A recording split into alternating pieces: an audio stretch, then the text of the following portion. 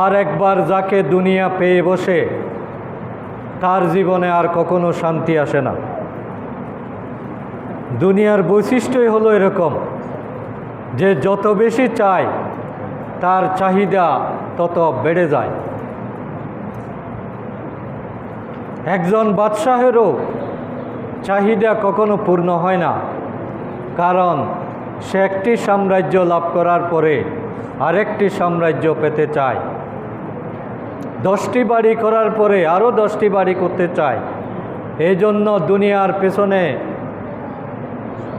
দুনিয়ার স্বপ্ন যে দেখে, দুনিয়ার লোভ যাকে পেয়ে বসে, আল্লাহ তাআলা বলছেন কবরের মাটি ছাড়া তার এই পেট আর কেউ ভরাতে পারে না। আলহাকুমুত তাকাসুর হাত্তা যুরতুমুল মাকাবির। অধিক পাওয়ার লালসা তাকে কবর পর্যন্ত নিয়ে যেতে থাকে। কবরের মাটি দিয়েই তার এই আশাটা পূর্ণ করতে হয়। সুতরাং আমরা যদি আল্লাহর কাছে আত্মসমর্পণ না করি, তাহলে আল্লাহ তাআলা আমাদেরকে দুনিয়া পূজারি বানায় দিবেন, দুনিয়ার পিছনে ছুটার পরিবেশ সৃষ্টি করে দেবেন, যার কারণে আমি আর জীবনে শান্তি পাব না। আমি সবসময় কষ্টে থাকব, কারণ পাওয়ার কোনো শেষ নাই, ফলে আমার আকাঙ্ক্ষা কখনো পূরণ হবে না। 2 নম্বর হলো,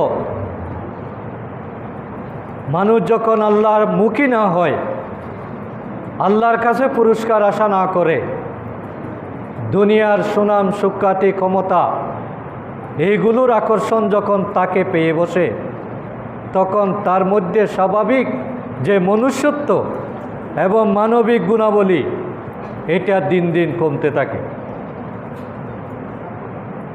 তার মধ্যে আর মানবিকতা থাকে না, সে পশুর স্তরে চলে যায়, পশুত্ব বাড়তে থাকে, সে স্বেচ্ছাচারী হয়, স্বৈরাচারী হয়, জুলুম করে, মানুষকে পিটিয়ে হত্যা করে, ক্ষমতার লড়াইয়ের জন্য মানুষের উপর অত্যাচারের স্টিম রুলার চালায়।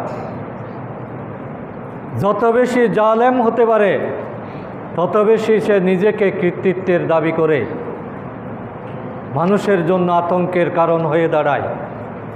তাহলে এটাই হলো আল্লাহর সাথে বিদ্রোহ করার শাস্তি, যে ওই মানুষটা দুনিয়াতে একজন পশুর মতো জীবনযাপন করা শুরু করে। আমরা কুত্তাকে ঘৃণা করি,